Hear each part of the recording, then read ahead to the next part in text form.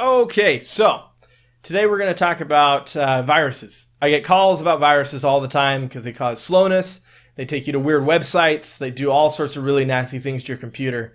And we're going to talk about how you avoid them, how you protect yourself against them, and if neither of those things worked, how you get them off of your computer.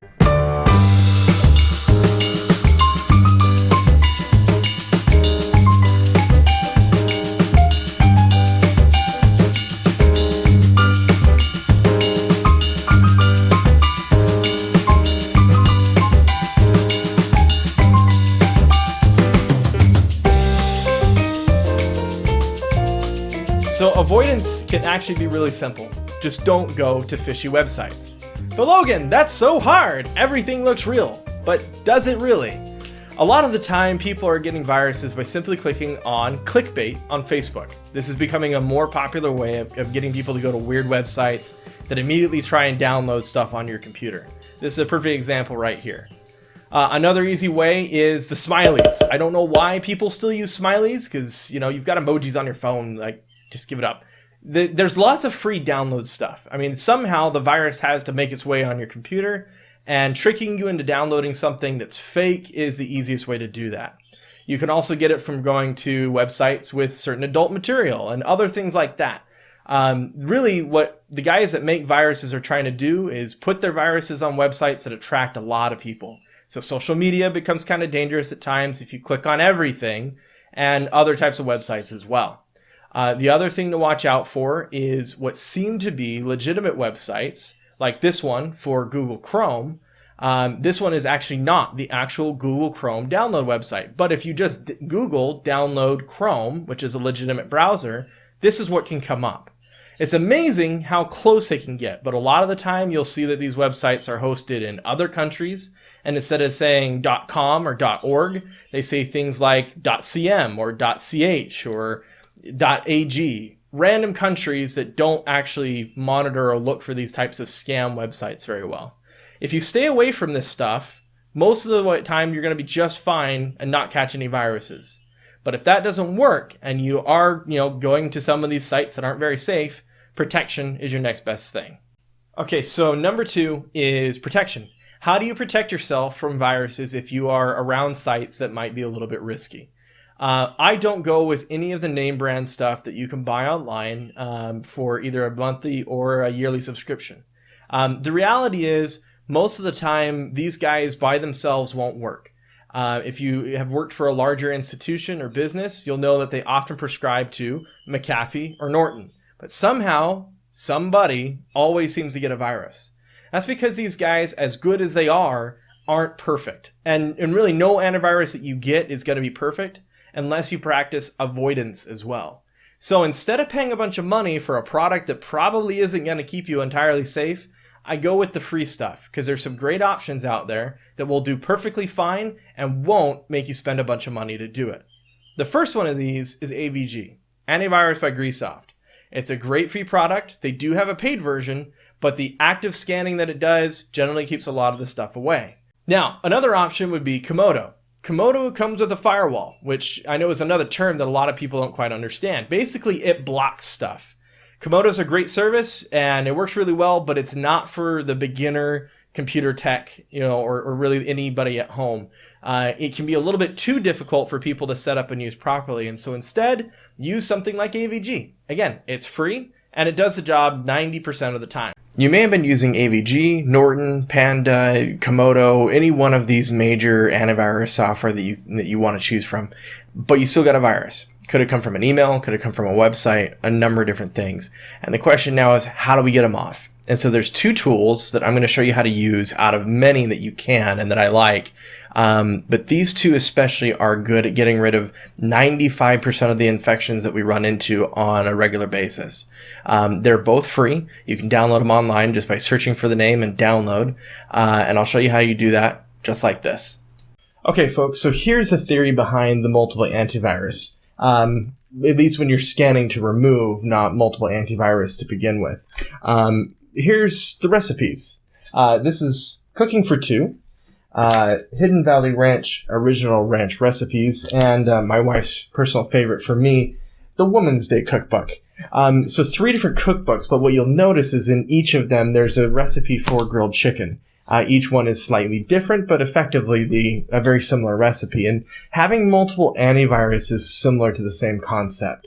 They're going to have some overlap, of course, in terms of what they cover, but they are all looking for slightly different variations of similar types of malware. And really, by using more than one, you expand the spread, essentially, of what you're able to capture and remove off of your machine. So always, always, always use more than one antivirus rather than just sticking to a single directory or what they use in their list of bad stuff. It's going to be better for you in the long run. So back to the show. Okay, so there's a couple things that you're going to want to do on your computer before installing an antivirus. And the first thing is put your computer in safe mode. Now, I can't use the recording software that I have and run this computer in soft mode, and so I'm just going to do this in normal mode, but what you would do is reboot your computer, and before it comes up with the loading logo of whatever model of computer you have, whether it's a Dell or HP or anything like that, you're going to hit the F8 key. Now with that F8 key held down or repeatedly hit as it's booting, it's going to give you a nice black and white text menu, and one of the options there is going to be safe mode with networking, a couple other things that you can kind of ignore at the time. What you're wanting to do is safe mode, and so go ahead and boot into safe mode, log into your computer normally, and then we're going to have these two, Malwarebytes and Superantispyware, already downloaded from the web at that point. You can go online and just, if you haven't done it already, you can look them up. Let's just say Malwarebytes, and we could probably go, yeah, right here. See that nice download option right there. You can download it that easily. Same thing with Superantispyware. We can just type it up here. And look, see there's downloads. And we're going to go with the free version. There it is. And we're going to hit download. And that guy's going to finish as well. So now I've already got them downloaded to my desktop. So I'm going to go ahead and run them. Double click, hit run. Yes. I want it in English. I'm going to hit next. I accept the agreement. Next, next. That's fine. All of these are pretty much standard and just fine. And install. Now, one of the reasons why I like Malwarebytes and Superantispyware so much is that unlike a lot of other antivirus, they don't come with what I call bloatware, which is just additional software or add-ons or things that they put on your computer if you're not really paying attention. Now let's go ahead and install Superantispyware as well. Very, very similar process. Yes, next, agree, next, next. Okay. Now, once these are both installed, that's all fine. Let's start with Malwarebytes. Now, here's the thing. You don't want to run both anti-spyware at the same time. And yes, you can hit start trial for Superantispyware. The reason why is if they are running at the same time, they may actually conflict with each other, and you're either going to miss a legitimate virus, or the one is going to think that the other is a virus, and it just comes up with a false positive. It can just cause different problems. Now, this has been getting better, but still, you want all of your system, all of your computer's ability to search focused on one program at a time, really. So let's start with Malwarebytes. We're going to come into scan, and right now it's just doing a default scan, so I'm going to hit cancel here. I didn't actually initialize that one. But what you're actually going to want to do, if you hit scan, we're going to come to custom scan, configure scan. I'm going to do scan for rootkits because those are nasty, and I'm going to say C. Now you could have all these other sorts of options, like these are some map drives to a server that I have. This is D for my disk drive. You may or may not have anything else besides C. C is where your Windows operating system is installed, and so that's really where you're going to want to scan. I'm going to hit later. Don't need another version of it at the moment. And then you hit scan now. So it's going to go through this whole process, probably take about 45 minutes. But once it's done, it's going to give you the option to select all of the things that it's found and remove them. And then it's going to give you the option to reboot, and you're going to want to reboot back into safe mode to run Superantispyware. So let's get into that one. Let me cancel this. Yes. And that, it could take 45 minutes, it could take several hours. It depends on the speed of your machine and the issues that you're dealing with. So be patient. If your antivirus is taking a while to scan, that's okay. Just let it do its job and you'll be the happier for it. So scan this computer. We're going to say, yep, we're going to check for updates here. And then I want to do rescue scan. That's going to give it the most of your system resources it can. I want to do high boost here. And we're going to do complete scan. And it's going to go through and find everything that it can. Now, Superantispyware does something a little bit different. It's going to find cookies, or as they'll call tracking cookies. It could find a lot of them, depending on how recently you've cleaned your computer. See, it's already found these two right here. This is really, you don't want them, but this is not a major concern. Tracking cookies are something that you pick up from websites very easily. Used for a number of different things. It's not particularly nefarious. This is not really malware. This is just something you do want to get rid of over time as they stack up and you get a lot of them. I mean, I've seen some infections that have had 10,000 tracking cookies. That's not good. You should be cleaning your machine more frequently to prevent that. But again, this is not what you should be worried about.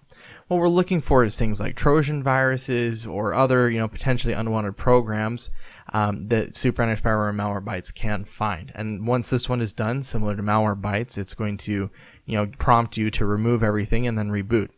Let me go ahead and stop this guy. Once those guys are both done, be sure to reboot. That's fine. Can I just hit continue and exit? Now, once you come back in, you don't have to do this in safe mode, but it might be easier. Go into Control Panel. We're going to go to Programs and Features. And we're going to go ahead and remove Malwarebytes.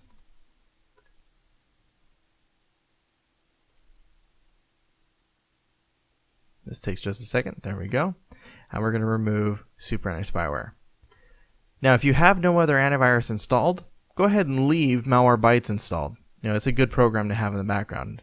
But I usually just remove both because I don't need them. I have got something else installed. And that's pretty much all you're going to need at that point. Go ahead and once you reboot, you should see an immediate speed increase on your computer because it's gotten rid of a lot of the junk that was infecting you before.